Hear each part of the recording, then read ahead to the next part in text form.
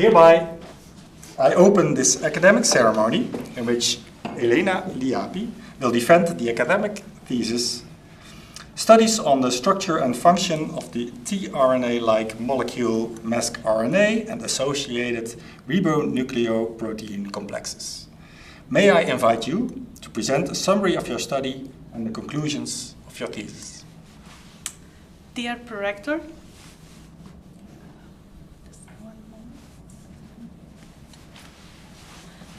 Dear Prorector, dear members of the examination committee, dear family and friends, those on site and those watching the broadcast, in the next 15 minutes I would like to present to you the summary of my PhD thesis that is titled Studies on the Structure and Function of the tRNA-like molecule mascRNA and associated ribonucleoprotein complexes. To begin with, humans have always had an innate need to understand the unknown, starting, for example, with the Wright brothers that explored the early aviation, all the way to another endeavor of the same magnitude that was the Human Genome Project. That was a gigantic endeavor to understand each one of our nucleotides that made us human. In my PhD thesis, I explored a similar frontier, and that is the understanding of gene regulation by non-coding RNAs. So the central dogma of molecular biology, we know that it dictates that our genetic material is stored in the DNA, which is then transcribed into the RNA, and then it makes polypeptides and proteins. Now, within the RNAs, we have many species, RNA species, that do not code for proteins, and those are called non-coding RNAs. Among the non-coding RNAs, we have the class of transfer RNAs that are adaptor molecules which carry where an amino acid is attached to the 3' end of those, and then they contribute to the formation of a growing polypeptide chains, ultimately to the process of translation or protein synthesis. Now, within the class of transfer RNAs, we know that there's additional processing that gives rise to new classes of non-coding RNAs, the so-called transfer RNA fragments, or tRNA-like species. For example, we know that mature transfer RNAs can be processed by enzymes such as angiogenin in the middle at the anticodon loop, and these give rise to the tRNA halves, either 5' or 3', as well as they undergo cleavage by dicer, and they can give rise to smaller RNAs, the 5' or 3' TRFs. And this is the focus of chapter 2. Moreover, we have tRNA resembling non-coding RNAs, which are also called tRNA-like species, and those derive from longer precursor RNAs. For example, the nuclear retained MALAT1, long non-coding RNA, or NIT1. From MALAT1, we have mascRNA, which is a tRNA-like element, and this is the focus of chapter 3. A similar non-coding RNA derives from the 3' end of NIT1, and it's called MEN-beta. Next, I would like to give you an overview of my thesis. In chapter 2, I published a review paper that focused on the roles of tRNA transcription and the processing of the transfer RNAs by the enzymes that I mentioned before, the role of the tRNA synthetases, which are the key enzymes that help in the process of translation, and the relevance of the tRNAs and the synthetases and the tRNA fragments with relevance to muscle pathology. And then in chapter 3 and 4, I present core experimental work that is focused on the structure of mascRNA, which is the central non-coding RNA of my thesis, and an extensive proteomic work to identify protein associations.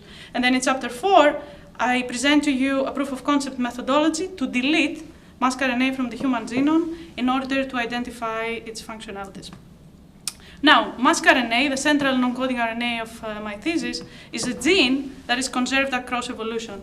And as you can see here, the sequences are very similar between human, mouse, and rat. It even contains a little bit degenerate internal promoter elements, such as the A and B boxes, that are also present in the canonical transfer RNAs that participate in translation. However, However, mascRNA, although we know that it's processed by the same enzymatic machinery, is generated by the same enzymatic machinery that gives rise to canonical transfer RNAs, and that enzymatic machinery starts with RNase P, followed by RNase Z, and then addition of the CCA trinucleotide, which is a post-transcriptional modification, mascRNA has never been found to carry an amino acid. This means that it does not participate in translation in a canonical way, such as the transfer RNAs. Now, at the organismal level, it has been found to block the replication of an RNA virus, so in an immune context. And another 2 studies found that it has a cancer-promoting role, because administration of exogenous mascRNA showed to increase tumor growth. So only a handful of studies have been published about the small RNAs. So that was my task, to identify what's its role at the molecular level. Now, we knew that mascRNA blocked the replication of a virus. And following the scientific method that starts with the observations that we already know, we formulated the hypothesis that since SUMOylation, a post-translational modification pathway, is heavily involved in antiviral processes, we formulated the hypothesis that mascRNA is involved in the SUMOylation pathway. And the hypothesis was that mascRNA interacted with protein components, either enzymes of the pathway or substrates that play a role in this pathway. So that mascRNA is involved in the SUMOylation. And how did we go about testing it? So the very first experiment that I had to do was to detect whether mascRNA had an involvement with this pathway. Now, what is the SUMOylation pathway? It's a pathway that modifies proteins, specifically by the addition of a SUMO peptide, a small protein, onto the lysine residues of protein substrates. It starts with the activation, which is the conjugation of SUMO onto the SUMO E1, that is a heterodimer enzyme of 2 subunits, the SA1 and 2. And then the SUMO is carried over to NE2 ligase, and then finally it's attached onto a protein substrate. So as you can see, SUMO is primarily nuclear, therefore it can affect protein localization and also stability. Moreover, the SA2 subunit that I show here, and it's a result from chapter 3, is also nuclear. So the end result is that SUMO either is attached as single, so we have monosumylation, or it forms multimeric chains. Importantly, in order to understand the function of a small non-coding RNA, in molecular biology we say that structure informs function. So that was the cornerstone of the PhD. So in order to do that, I radiolabeled mascRNA at the 5' and subjected it to cleavage with nucleases, as well as alkali hydrolysis that splits up the molecule into single nucleotides. And what you can see on the right, in brief, is that we detect a major cleavage in the middle of the molecule that corresponds to the anticodon loop. This suggests that the anticodon loop is single-stranded. And for RNA, a single-stranded region means that it's a prime site for protein interactions. So having this knowledge, I co-incubated mascRNA with catalytically active and therefore properly folded SUMO E1. And what you see in panel A is that when I subject it to the same cleavage with S1 nuclease, and I use increasing molar ratios of SUMO E1, we have obstruction of cleavage at the same site, at the anticodon loop, which suggests that mascRNA interacts with the SUMO E1 enzyme. And this is a denaturing urea page where RNA molecules migrate according to size. Next, I again co-incubated mascRNA with the SUMO E1, and then I ran a native page which allows for the preservation of the complexes of RNA and protein. And here you see a shift in the migration of mascRNA, which again suggests that mascRNA forms a complex with the protein. And lastly, I used cell lysates from normal resting cells, and I precipitated the SA2 subunit of the complex, and I have significantly increased endogenous mascRNA that comes from the cells on this subunit. Then we wanted to have an unbiased identification of the proteins that associate with mascRNA, and there we found many tRNA recognizing enzymes, which again attest to the tRNA-like fold of mascRNA. Moreover, we found many proteins that are SUMOylated, and then we found that mascRNA impacts SUMOylation at the molecular weights of approximately 100 kilodalton, and we found proteins that are differentially SUMOylated by doing SUMO1 immunoprecipitation and mass spec proteomics. And here I show you an example for one of these proteins, that is BND3, and you can see that in the mascRNA transfected cells we have fewer peptides of that, which suggests that mascRNA impacted the SUMOylation upon transfection. I looked also at the SUMOylation in another nuclear entity that is called myelocytic leukemia bodies, PML, and there I found reduced association between mascRNA and PML, which again is another proof that mascRNA impacts SUMOylation in the cells, because we found fewer and smaller PML bodies. So based on the findings in chapter 3, I propose the following model that mascRNA affects the function of SUMO-E1 by impacting the triad of 3 proteins, ZFP106, BND3, and TOP2A, ultimately affecting the transcription of ribosomal DNA, and that was further verified down the line by looking at the levels of the 47S pre-ribosomal RNA, which is the top precursor in the ribosomal RNA processing. So that suggests that mascRNA impacts transcription and not the processing of the ribosomal RNA. And so, yes, mascRNA induced changes in SUMOylation in the cell. And in chapter 4, I present to you a novel methodology in order to delete mascRNA from the genome in a way that will leave the 3' end of MALAT1 intact, because MALAT1 forms a triple helix at its 3' end, and that's very important for the stability of MALAT, and MALAT, the precursor, to be in the nuclear speckles, because MALAT and MASC have a relationship of precursor and derivative. So we want to only delete mascRNA without impacting the precursor. So we thought to replace in the genome mascRNA with a self-cleaving, non-coding RNA, and have the ultimate goal of creating the first mascRNA-only knockout cell line, and then ultimately a mascRNA-only genetically modified mouse. So as a summary of my thesis, in the chapter 2, I looked into the literature to find if there's anything known about RNA fragments and their role in cardiac and skeletal muscle pathologies. There are still many unknown functionalities waiting to be discovered. There is processing of tRNAs by dicer and angiogenin, and upon hypertrophic stimuli, baseline tRNA transcription is indeed affected. In chapter 3, I present core experimental work about the structure and protein associations of mascRNA, ultimately proving the hypothesis that there's impact in the SUMOylation pathway. And in chapter 4, I present to you a proof of concept methodology to delete mascRNA from the human genome. And at this stage, I would like to thank Maastricht University, specifically Professor Albert Scherbier, for his leadership, and Anastasios Vourekas, my supervisor at LSU. All the Vourekas lab members, specifically Kylie Taylor, Alia Holtz, and Jacqueline Paulsen, are excellent collaborators at Strasbourg and Leeds, the core facilities that helped me with the proteomics. And I would like to thank you all for your attention. And I would like to give the word back to the prorector. Thank you. Thank you very much. Let me take the time to introduce myself. My name is Stef Kremers. I'm your prorector and chair for today. And next to the opposition that we will hear later quite elaborately, we also have the promoters in the room. Dr. Vourekas is online. He's an assistant professor at Louisiana State University in the United States. Welcome, Professor Vourekas, and Professor Albert Scherbier from Maastricht University. The opposition will now start, and it will be opened by Professor Biesen. He's a professor in experimental vascular pathology at Maastricht University.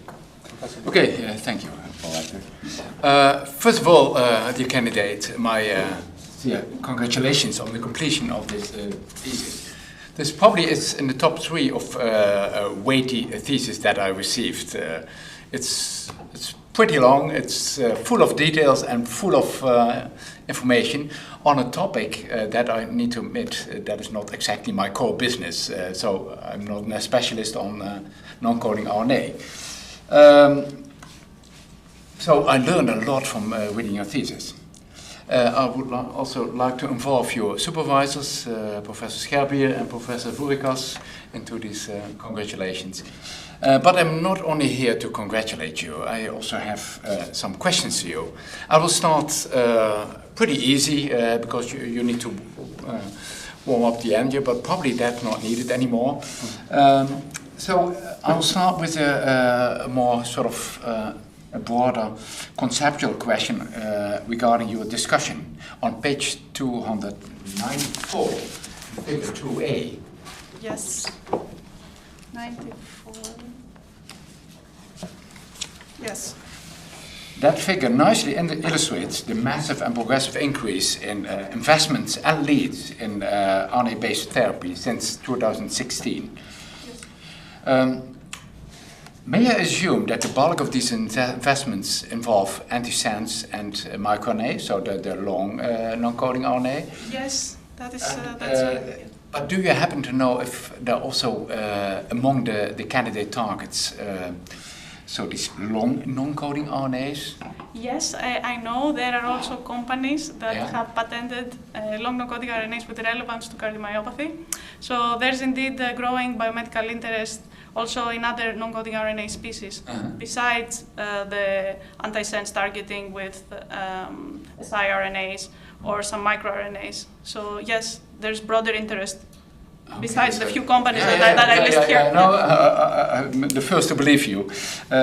And this despite the complexity, and that is emerging also from your thesis. It's a really complex matter. So my main questions relate to chapter 3 in part 2, where you studied the association between mascRNA and SUMO1 enzymes, as you just outlined during your presentation. In figure 3 on page 103, you clearly demonstrate that sumo-activating enzyme SAE1 and 2 is protected against The cleavage. yeah, it's against degradation by endonucleases after binding mascRNA. You used bovine serum albumin as a control for this. I can imagine that that there might be other sort of controls that might have given you more information about the specificity of this interaction.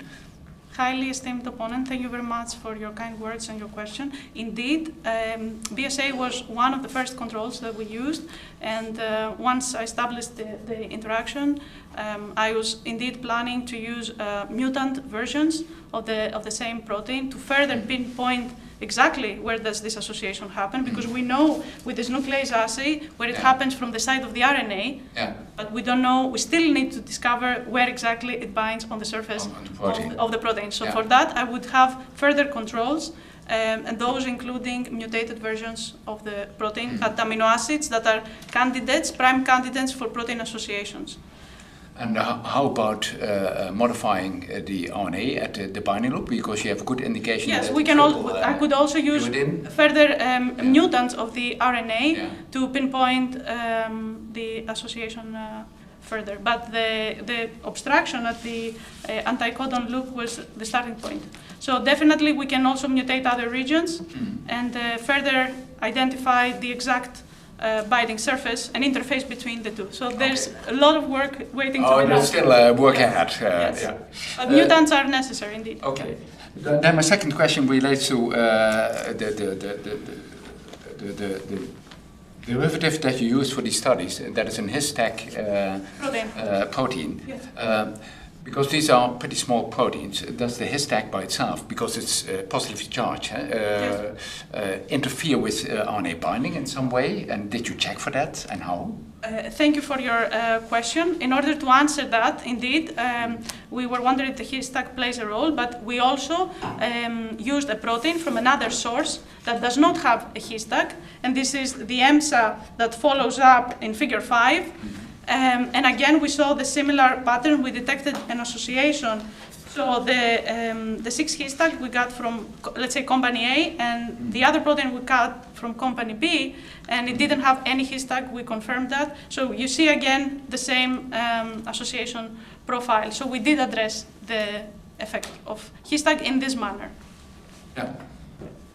So, although the bands are a bit, the full length is a bit lower in the full length, eh? So in the sort of non-derivatized, I must admit, or was that significant? Did you reproduce it, or were you able to? We had at least 5 EMSAs showing the cleavage with the increasing molar ratios of the SA1 and 2, and it's in the supplement. Yeah. Okay. We also detected it with several methods, both with the film and also with the Typhoon scanner that really measures the radioactivity straight from the gel. So we have many replicates, yes. From 2 sources. I say Sumo. There are not that many papers or studies that have done that in such a robust way, I must say. Then your next experiment, you include also in these 2 source SIA substrates, you include heparin. Yes, it's a negative. You include plus and minus heparin. Yes. And you conclude from the lack of effect of heparin that electrostatic interactions are not relevant, are not so relevant. Now, from what I know, I've pretty superficial knowledge about RNA, but most RNA binding proteins, the binding relies on electrostatic interaction. Eh? So how can you sort of conclude that heparin, or that this is not the main driving force in the interaction? Because in the presence of, we continued to detect the complex, even in the presence of ratios of heparin to the small RNA. Therefore, and we know that heparin is a negative polyanion, and you would expect that if the association was not specific enough, it would go away in the presence of heparin, but it does not go away. So the association is there. Now, heparin has a quite a different structure and also a different sort of charged unit, the sulfate versus a phosphate. So there might be other references that would have given you more precise information about the involvement of electrostatic or the specificity of binding. Yes, what RNA maybe, or poly. Yes, we also had it. I had it in the ordering to order, for example, when we found the cleavage at the tri-U at the dicodon loop, I wanted to include multimeric RNAs like poly-Us or poly-Cs, so to have the same element, like RNA to RNA, as a competitor in the same assay. So these assays can be further optimized, of course, to create more competitors, and then we verify the nature of the competition, and indeed that is an RNA-protein association. Okay. Yeah.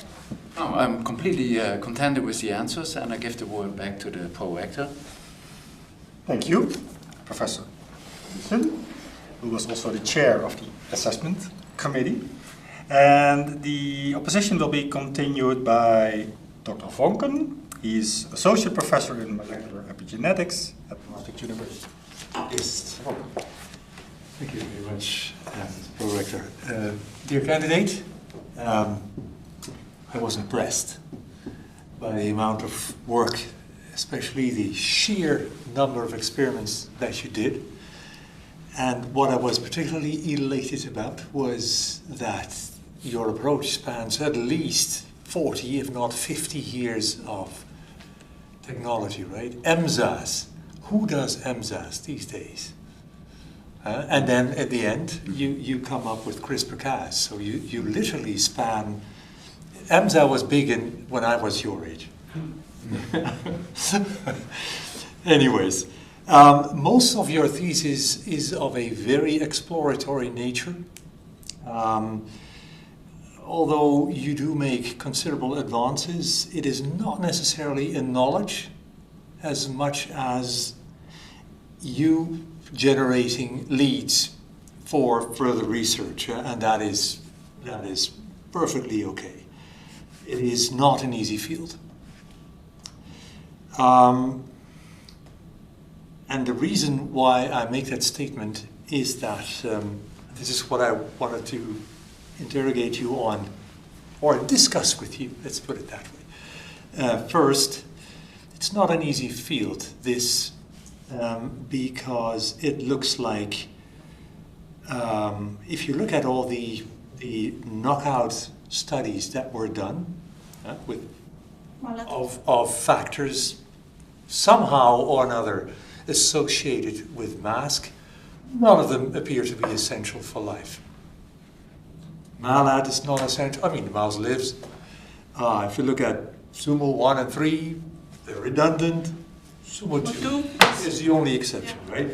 But then SA2, doesn't appear to be the knockout of the E1, one of the pairs.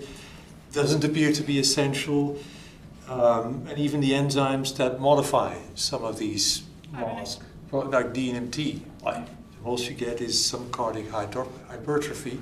But again, it is compatible with life, having no DNMT2, right?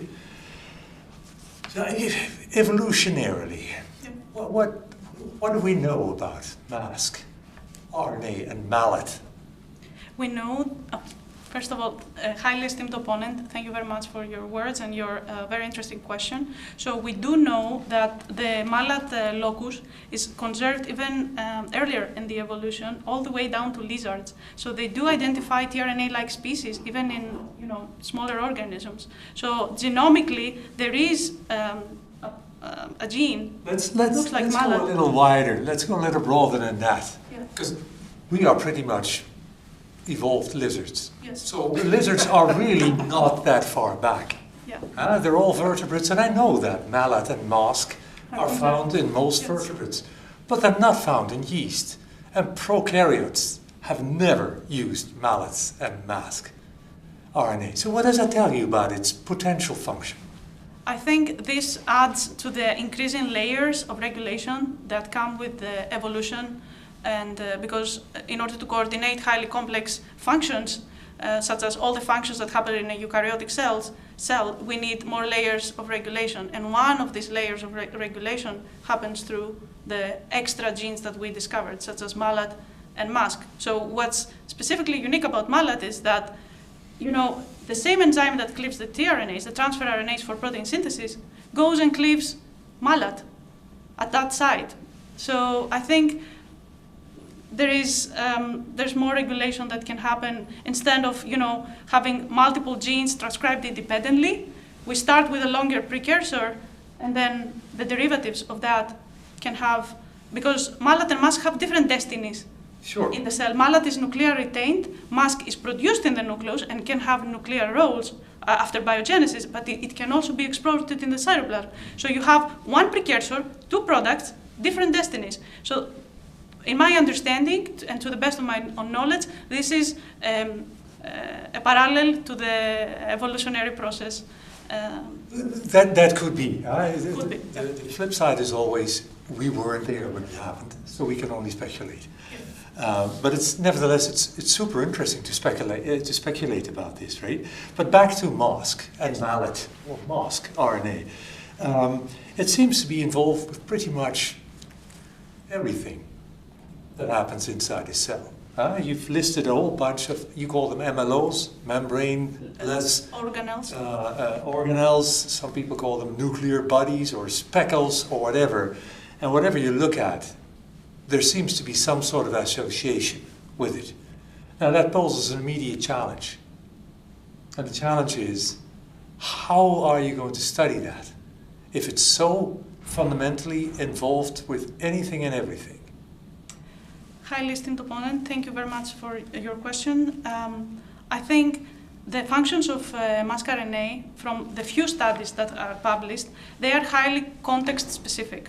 So mascRNA, I anticipate that it has a different role in a cardiomyocyte than in a cell line that I studied it. And is that due to MASC, or is that due to something else? I think this regards the totality of the processes that happen, because different proteins, different pathways are upregulated in different contexts and diseases. Therefore, I would anticipate that mascRNA has a different function. For example, we have two emerging studies that found mascRNA involved in the ubiquitination of specific factors in specific contexts. Both of them in inflammation, one for the STING protein, which is a DNA virus, and the other one for the responses upon LPS and TLR receptor activation. So already we know that it's involved in some pathway of regulation of protein, for example, the ubiquitination.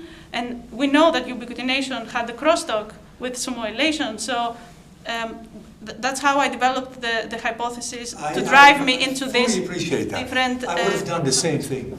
Okay. And I probably would have taken the same approach too. If you don't know what something does, show me your friends and I'll tell you who you are. That's basically what you've done, right? Yeah.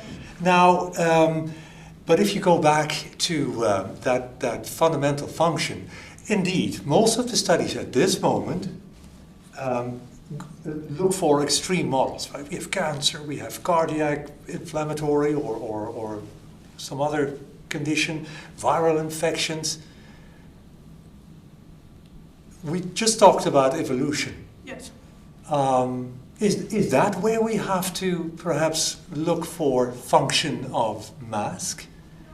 As a multicellular cellular organism needs to defend itself Yes.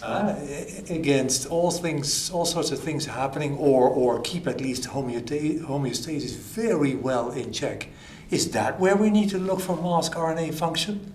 I would definitely head in that direction as well, especially since we have emerging data both from my thesis and independent studies and collaborative studies with Strasbourg that despite its shorter in length than canonical tRNA, so mascRNA is 58 nucleotides, whereas the average tRNA is 76 to 100, it still folds as a tRNA-like molecule. And it's, as you can see in chapter 3, it still pulls down the whole multi-synthetase complex without being ever found as aminoacylated. Do you have any evidence that it competes with tRNAs? We have not checked for the... Yes, there are studies that have tried that, and it does not compete directly with the canonical tRNAs. I think I still have a few seconds, right? 30 seconds. Last question I have for you, actually. Considering the CRISPR knock-in, yes. Just imagine the recently elected President of the United States knocks on your door and says, "Here, Eleni, you have a bag full of money. Go do your thing." Chances are very slim.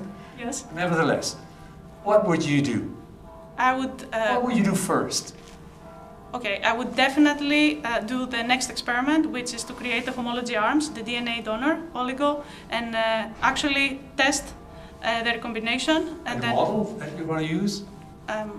I would start with a cell line at first, to create the first cell line, and then subject it to at least the stimuli, the disease contexts that are already published. And that would allow me to have a direct comparison between a wild type, a cell that contains and expresses mascRNA, and a cell that completely lacks it without having MALAT1 affected. So as a quality control, I would first confirm the knockout, and then also assess if MALAT-related processes are affected, because if MALAT-related processes are affected, then it is not an ideal knockout. So I would do a series of steps and quality controls to verify that it's a useful knockout for mascRNA. I'm satisfied with the analysis and the discussion of the candidate. Gladly give the word back. Thank you very much, Dr. Volker. The opposition will be continued online by Dr. Nocent. And she's an associate professor at the University of Copenhagen, Denmark. Very much welcomed, Dr. Nocent. It's great to have you here, and the floor is yours. Thank you, Mr. Bohector.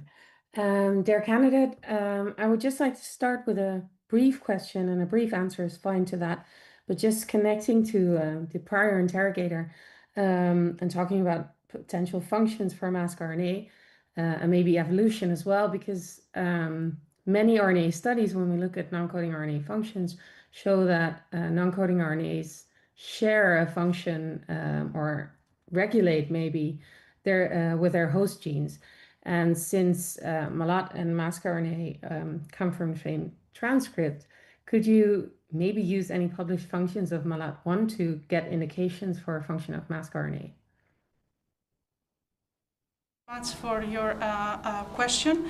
We know that MALAT1 related processes, they pertain primarily to its localization, which is the nuclear speckles, and we know that mallat-related processes primarily affect a few genes that are in cis. So I could also assess as a test of what happens to the genes that are in proximity to mallat if their expression is affected. So this is another quality control or another test for the functionality of mascRNA. But in my thesis, we wanted to be completely unbiased and try to identify protein associations, because by looking into which proteins it associates with, then our understanding of the pathways that it is involved in can become more narrow, and therefore I can have a more focused investigation in the next years. So I hope I answered your question. Then maybe to link it a little bit more to the tRNAs, because you show in your work that mascRNA does not have canonical tRNA functions, but there's still this very strong sort of similarity in structure between tRNAs and mascRNA. So I'm wondering, is there any evidence for maybe mascRNA-like functions for canonical tRNAs? So can we turn it around? If I can understand your question, do you mean that proteins that are found associating with mascRNA, if they are also found in association with the canonical? Yes, or for example, can tRNAs regulate post-translational modifications of proteins in a similar way to mascRNA?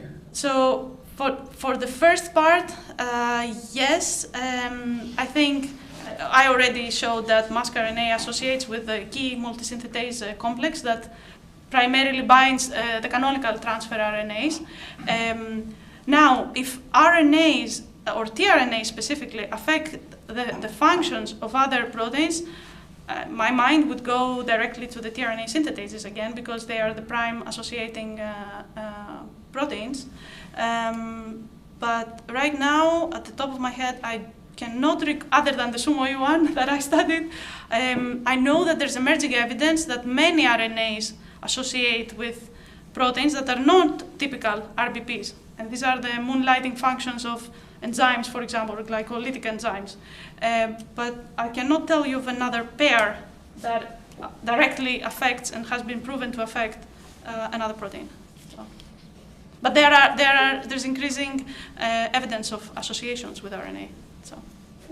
Cool, thank you very much. So we'll watch for that in the future. Just to sort of highlight another similarity potentially with tRNAs, in your first paper, you describe fragmentation of tRNAs and the potential function for those tRNA-derived fragments and cleavage by proteins such as dicer and angiogenin. So is there any evidence of fragmentation in a similar way of mascRNA, and do you anticipate any function for those fragments like you would for tRNA fragments?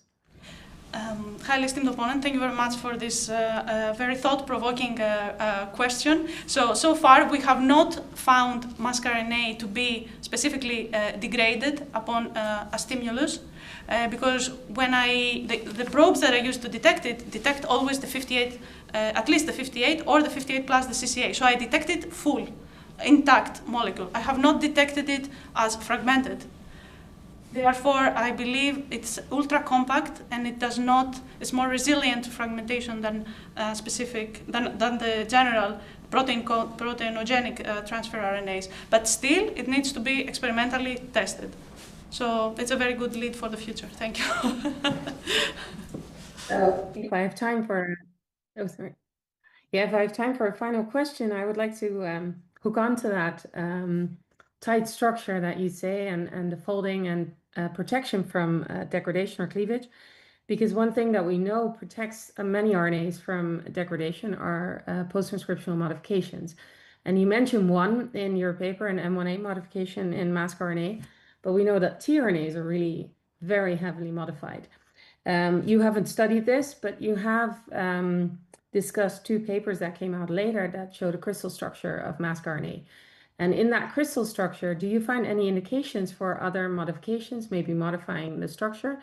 And if that were to be your next topic of research, where would you start looking for which kind of modifications? And yeah. Again, indeed, the next big project is the study of RNA modifications. It's called the Human RNAome project. So indeed, having and being based on my findings in chapter 3, although we knew that mascRNA has the methyl group at position 43, in my thesis I proved that mascRNA associates with the enzymatic complex, the TRMT6 and 61A, that deposits this modification. So that was a very strong confirmatory result of the existence of this modification, because so far we knew from sequencing data that that position is modified. Now the next thing that I would like to do is I suspect that there's a pseudouridine in the nearby site, and also perhaps at the anticodon loop. So I have verified the associations, and as you can see in the table, specifically for the mascRNA baits and the mascRNA with CCA, that served two things. First of all, it was a quality control of the experiment in the sense that these are tRNA recognizing proteins, which means that they recognized also the overall structure of mascRNA. So confirmation that mascRNA folds as a tRNA. And secondly, these deposit modifications such as the pseudouridine and the methyl group. So it's an open question. What does the pseudouridine can do on mascRNA? So I would definitely look if mascRNA is modified also with these chemical groups or nucleotides. So definitely that's the future. That's my next thing. Thank you very much. I love the enthusiasm when we talk about future experiments. That's really good. I'm quite satisfied, and I would like to give the word back to the pro-rector. Very much, Dr. Nocent. The opposition will be continued by Professor Volders. He is also the secretary for today. Thanks for that, Professor Volders. Professor Volders is a professor in genetic cardiology at Maastricht University. Thank you very much, Mr. Pro-Rector. Dear candidate, congratulations. Fantastic work. It has been said already with so much detail and so much devotion and enthusiasm as you express here today. I guess it's also how this thesis came about. So that is a big compliment, and also to your supervisory team. May I ask one of your para-nymph to read out loud proposition 7?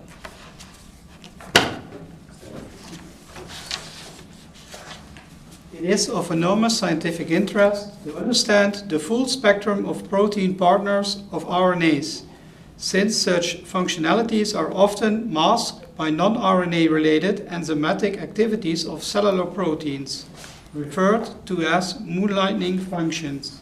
This thesis. Thank you very much. It almost gives a romantic feeling listening to the word moonlighting. Maybe you can explain us a bit how that term came about in this context. Highly esteemed opponent, thank you very much for your question. The term moonlighting refers to functionalities that are often overlooked or hidden. And the reason that I wrote this came, the source was two findings, my own findings of the association of MASC with SUMO-E1, and enormous work that comes out of Heidelberg, the lab of Dr. Matthias Henze, that has found associations of proteins that are not canonical RBPs, that are glycolytic enzymes. He found RNAs to be associating with proteins that are not typical RBPs, that have RNA binding domains. And therefore, I think it's of enormous interest that in the future we will keep identifying additional associations of proteins with RNAs. Very clear, thank you. Then the nice thing about a PhD defense like this is that you can take the overarching view. So I want to step into a helicopter with you. We will not go to the moonlighting part, but we will have a view on the territory that you have investigated and above. Especially because my own background is in the heart, in the cardiology field. I see many patients with inherited heart disease. So I try to make links here. And I know your candidate, your favorite RNA is the mascRNA, and you mentioned already it protects against certain forms of myocarditis. But let's take it one step higher. If you were to design studies where you could use native tissue from the heart, could you explain to all of us how much more complex the story would have been to the one that you have done here, or would it be of an equal or even of a lesser complexity? Highly esteemed opponent, thank you very much for this question as well. Indeed, when we are experimenting and trying to do research on primary tissues, we have additional layers of complexity that are both technical in nature, but also they have to do with the status of the tissue and the processes that are on and active in this type of cells. It's different if I'm handling primary cardiomyocytes than handling a cell line that has been cultured for a lot of time. I would expect that specific pathways in the cell are activated at a different level than in a cell line. So definitely I would keep in mind that processes such as the cell cycle, because we know that primary cardiomyocytes, they do not proliferate without control. They have a defined and short span in how they cycle.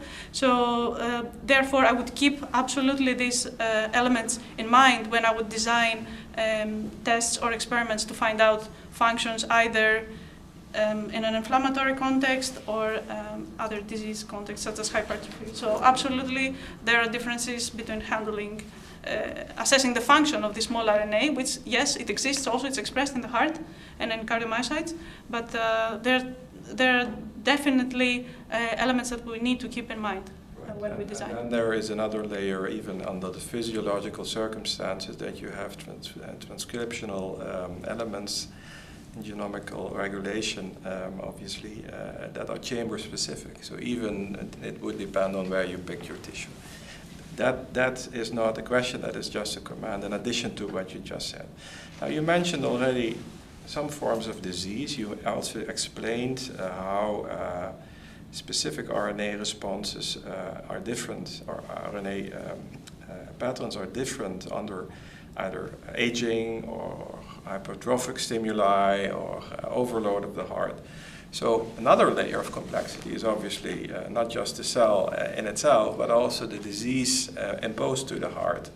And then if you take onto that, and if you add onto that the fact that people can live like 80 years if they are lucky, maybe longer, maybe shorter, then you can understand how much of a complexity it is throughout life to try and even assess to some proximity how these RNAs have their function, especially under physiological circumstances, but even more so, and those are obviously the people who get sick under pathological conditions. So how would you add, the complexity of pathology into the story you just mentioned on the complexity of the cell type? I think, highly esteemed opponent, thank you for the question. I think in order to address such questions regarding disease pathology or etiology, the groups that I will have to study, those being patients or mice, have to be very strictly and well defined. That would allow me to, make a clear assessment in the end that is not confounded by too many parameters. Because if you're talking about aging, that's already, to me, aging means that I have to select really well-defined cohorts or groups, and I think my answer would be centered in the fact that I really have to make well-defined study groups to answer association and then functionality beyond association.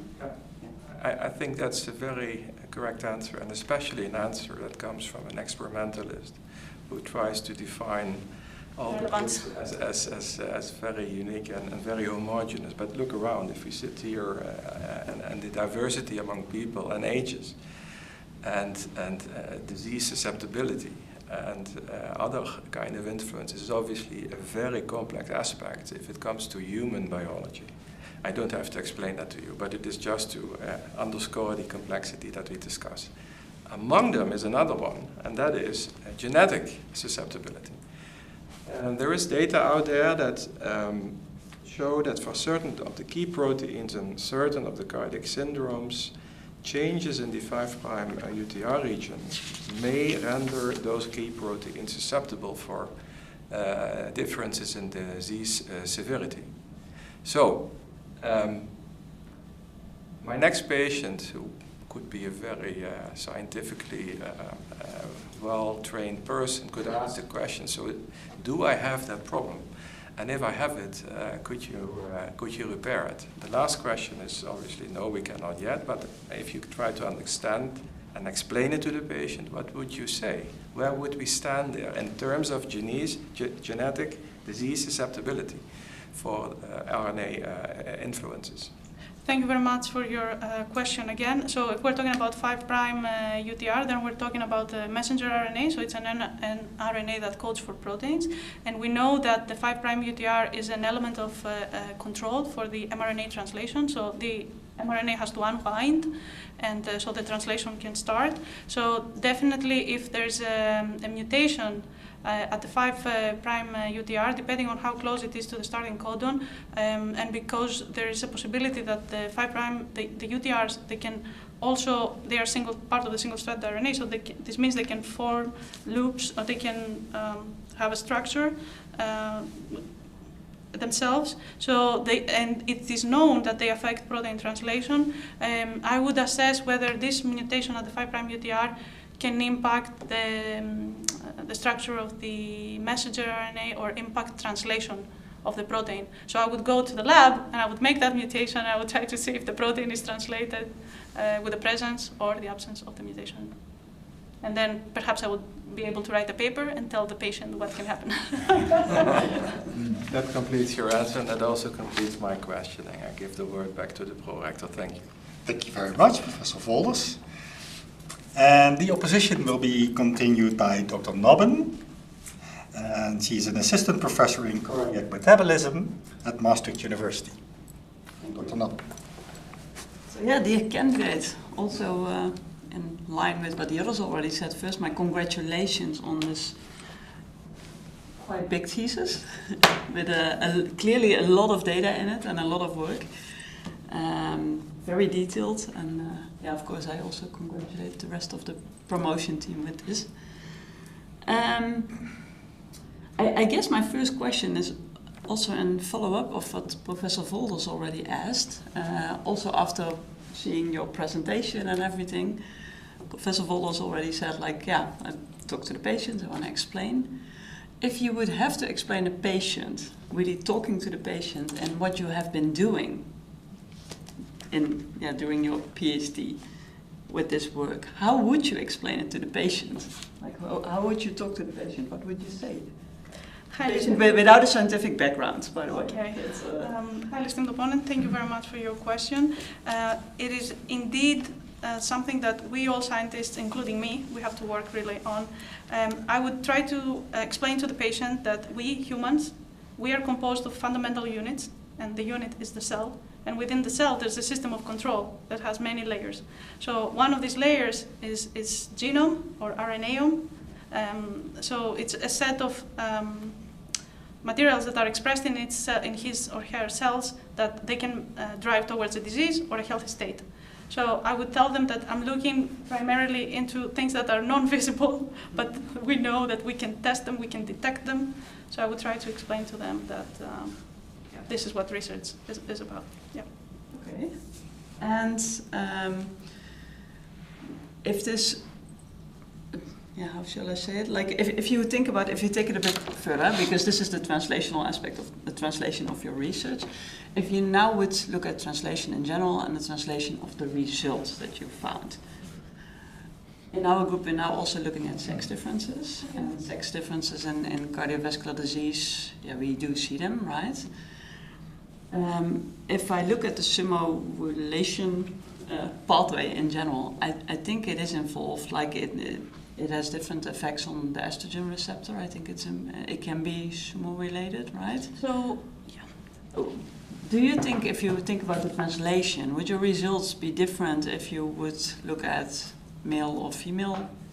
I would definitely have to take that into consideration and assess if there's any effect by grouping the gender of the patients or the mice. But I really have to, make a good definition of my study groups in order to answer that. But I would expect that there will be, when looking at sumo alone, that there would be an effect. Yeah.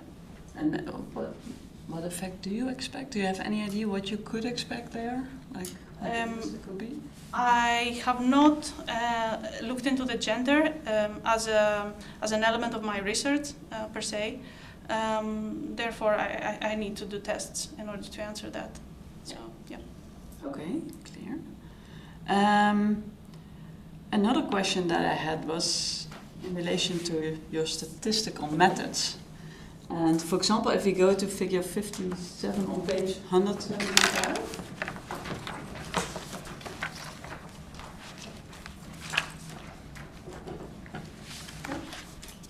I think if I read the figure legends, they say NS1 underneath.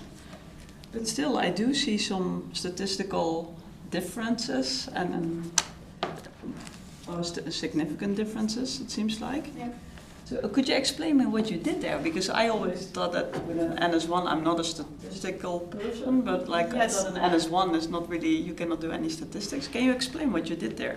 Thank you very much for your question. This result was the very last result of my PhD, and this is an experiment that has all the necessary controls, such as the mascRNA itself, which is the test element, the scrambled version of it, the exogenous flag SUMO1 transcript, plasmid, sorry, and the co-transfection of mascRNA with the SUMO1. So this experiment was not replicated simply because of the term that I had. I had to stop working, but again, it links back to the, if you look at panel C, which is the 47S ribosomal RNA, it clearly links back to functions of nucleolar proteins that are subject to SUMO modification. So, and of course, as I mentioned in the discussion, that this experiment can be further expanded and tested by not only detecting with qPCR the levels of pre-ribosomal RNAs, but also designing, and there are existing probes to detect the processing of ribosomal RNA. So this result is there because it links back and it confirms the findings on the protein level. But yes, I definitely agree with you. The thesis is a work in progress, so I would need to, of course, continue repeating it. Yeah. And what type of statistical test did you do there? Or like, because it says NS1, it says 3 seconds. This is the t-test on the replicates that I had. The t-test, sorry? On the replicates that I had, on the groups, yeah. And with all the other experiments, was it t-test all the time or not? Because in the proteomics, I also did the adjusted towards to the top 100 proteins. And in general, t-test, that's for For 2 most groups. experiments, that's the best way to do. If the groups are small, like 2, the testing groups, yes. Yeah. I think it's valid. Okay. Another question that I had was on, well, we already talked about the different, basically about the cell types that you used, or the cell lines, and I think primarily what you used was the 293 FD cell line. I'm not so familiar with that line, so I had to Google a bit and. Embryonic kidney. Yeah. Yeah. So, what do you know about the cell line? We know the origin is from human embryonic kidney, and we know that the FT version of it has been engineered to highly express plasmids when they are transfected. So it has been a tool that's established for a lot of years in the hands of researchers, and there are huge proteomic studies or all sorts of studies published in the cell line. So researchers in the field can relate to our results. So the reason for using it was because of its widespread usage in the field of molecular biology. So. Okay, and what could be the downside of using only this cell line? Absolutely, thank you for pointing that out. Definitely, this is just the beginning, so we would need to expand the tests, the same tests, into, for example, other widely used cell lines, either, for example, the HeLAs or the HUVECs or other cells that are of biomedical interest, and definitely also go back to the primary cells and try to isolate them and assess the functions of mascRNA there. So. Yes, I agree with you. And because if you only look at this cell type, because what I understood is that it's transformed to this SV40 large antigen, yes. And could that influence actually the cell cycle regulation? Because that is kind of the idea what I got from it when I was reading it, and that it could actually also influence your DNA repair mechanism. So if you would use this and look at it in a bigger perspective, could that influence your data, or like how? Yeah. I would have to do specific tests to answer that, but so far, from what I saw, is that in the HEC, I did not find specific shifts in the cell cycle. But again, we have not looked specifically into that because I need to do specific tests, either to stop the cycle with specific compounds and check percentages with facts. We need to look into the cell cycle indeed and the role of the SV40, but I believe since the proteins that I identified are pretty conserved, so I would not imagine that if I have HeLa versus HEC, that the complexes would be that different. There might be slight differences in the associations with other proteins depending on the cell line, but I would not expect them to be so profound. But definitely that's a very interesting link to look into the future. Thank you. Hora est. Eleni Liapi, the time appointed for defending your thesis has passed. The degree committee will now discuss the quality of your thesis and your defense. I request that you and your company leave this room, and after the deliberation, the beadle will come and collect you to return to this room. Please all rise.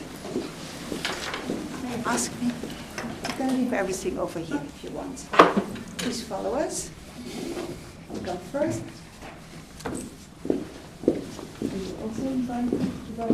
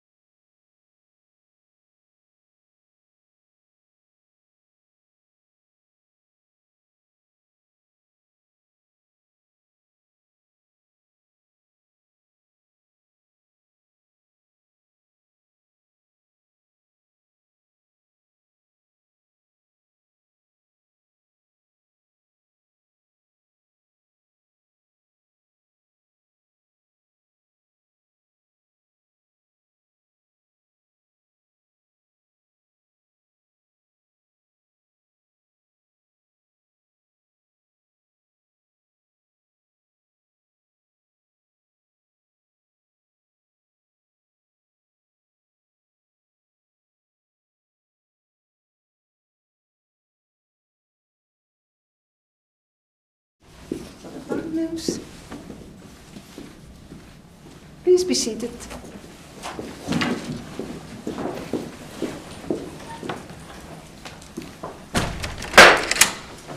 Eleni Liapi, the degree committee here present has assessed the quality of your thesis and of your defense. And in view of its positive verdict, and taking into account your previous qualifications, the degree committee has decided to grant you the degree of doctor. And Professor Scherbier is authorized to confer upon you this academic distinction in accordance with Dutch university custom. I invite your supervisor to now take the floor. Please all rise. Do you promise to work in accordance with the principles of scientific integrity at all times, to be careful and honest, transparent, independent and responsible? Yes, I promise. By the authority vested in us by law and in conformity with the decision of the committee here present, I hereby confer upon you, Eleni Liapi, the degree of doctor and grant you all rights as attached by custom and law. As evidence of this, I now present you with a degree certificate signed by the rector, secretary, and the other members of the committee, and affixed with the official seal of the university. Please go a little bit closer so you can. And now pictures time.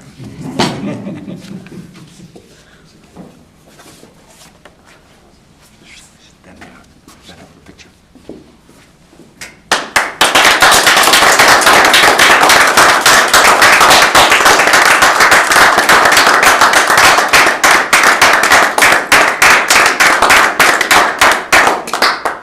Leave it to Rick that he can take care of it. Yeah. Please be seated. Dear Eleni, first of all, congratulations, young doctor. On behalf of Anastasios and me, also congratulations for your family, sister, and the family and friends who are online. I'm involved in your journey the last couple of years. It was quite a long and bumpy journey. There are many reasons for the length of the journey. You also did a master in between, a master in bioeconomy in Greece. You moved to Louisiana. You worked as bioscientist, Greece, and so on. That means that you have 2 masters, a lot of work experience in different labs and regions, and now a PhD. Altogether, that's very impressive. The length of the journey is not that important. It's about the quality of the journey. Moreover, today we discussed the quality of the PhD in the committee. I'm not allowed to tell details, of course, but in general, the committee was very satisfied with your work, which is important. I know that several papers are now near final, even this month, one of the papers. In summary, we are happy with it. I became involved when we prepared the step from Maastricht to LSU. I was very happy that Anastasios offered you a place in his lab. In addition, the good collaboration with different people in Maastricht was very helpful to make the transfer a success. However, you did all the good and hard work. We were just supporting. As I was allowed to travel with you in your journey, I can tell the audience that you learned many things during this journey in the educational world. We would call them general competencies. These competencies are very important for your future career. Few advices in my role as promoter I still have. Eleni, you are a very fast thinker. Do not forget that other people are not that fast, and give them some time. Eleni, you want to deliver high quality work. In your acknowledgements, we can read that you work with many people, and that you are grateful about that. Keep on thinking in teams. Eleni, you are hard for yourself. Keep on thinking about the work-life balance, because that's important for all of us, of course, but also for you. Eleni, we decided to stay in touch because I stay the contact person for Maastricht business, so we will meet each other and see each other. I foresee a great future for you. Thank you for the journey.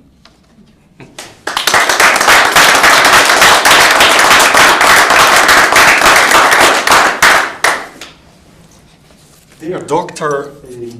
Liapi, also on behalf of Maastricht University, I want to congratulate you with the degree that you have acquired. I think you did a great job, and you clearly showed us that you are very knowledgeable and also very committed and enthusiastic. It was very nice to see the enthusiasm that you had, talking also with your hands, in addition to the very knowledgeable words that you spoke. So that was very nice to see. We are going to make a picture after this ceremony, but I would also like to thank once again all the members of the opposition of today, and especially the ones from outside Maastricht University. So, Dr. Nocent, thank you very much for participating in this ceremony all the way from Denmark. Obviously it will be hard for you to be on the picture, but we're still going to try it, taking the picture in this room in such a position that you will also be on the picture, and then we will also give you a short time to speak shortly to the new young doctor. But for now, I'm going to close this academic session. Please all rise. Maybe the audience can already go to the reception. I ask the committee and the